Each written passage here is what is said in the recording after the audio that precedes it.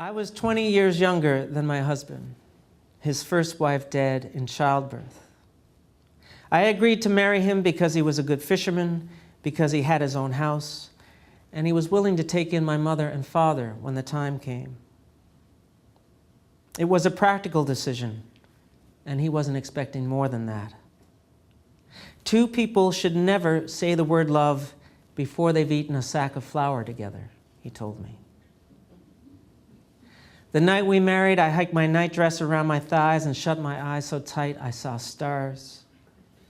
Afterwards, I went outside and I was sick, throwing up over the fence. He came out the door behind me and put his hand to the small of my back. "It happens your first time," he said. "It'll get better." I got pregnant right away, and then he left for the Labrador. I dug the garden, watched my belly swell like a seed in water, baked bread, bottled bake apples for the winter store, cut the meadow grass for hay. After a month alone, I even started to miss him a little. The baby came early, a few weeks after my husband arrived home in September. We had the minister up to the house for the baptism the next day.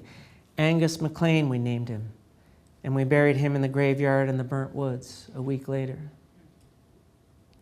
I remember he started crying at the table the morning of the funeral, and I held his face against my belly until he stopped, his head in my hands about the size of the child before it was born. I don't know why sharing a grief will make you love someone. I was pregnant again by November. I baked a loaf of bread and brought it to the table, still steaming from the oven. Set it on his plate whole and stood there looking at him.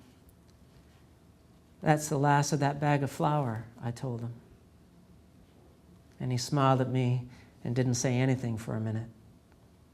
"I'll pick up another today," he said finally. And that's how we left it. You've read the poem Bread, and I read it too about a week and a half ago for the first time. And for some reason, I went onto the internet and typed in bread and got all sorts of people interested in that particular poem, analyzing it and commenting upon it.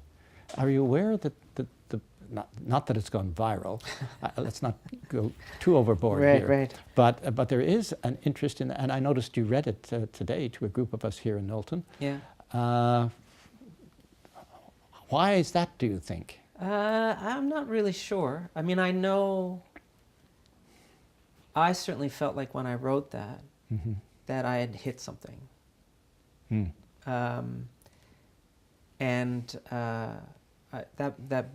The book that it's in, Hard Light, came out in '98.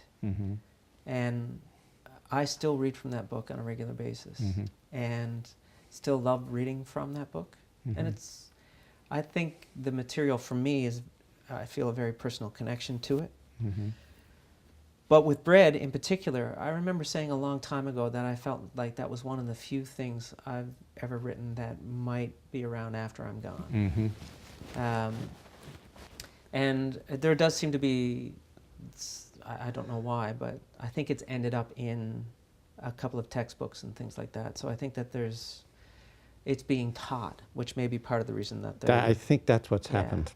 And you know, that's a bit of a mixed blessing. You know, I remember hearing from one person who was in a class where the prof was trying to argue that the child was actually smothered by the mother. That's why the child died, because the mother had killed the child, which seems like a completely perverse, wrong-headed reading of it. But I mean, once it's out there, you never know. Once you put it out there, really, it has to survive on its own. You know, there's nothing I can do to help it.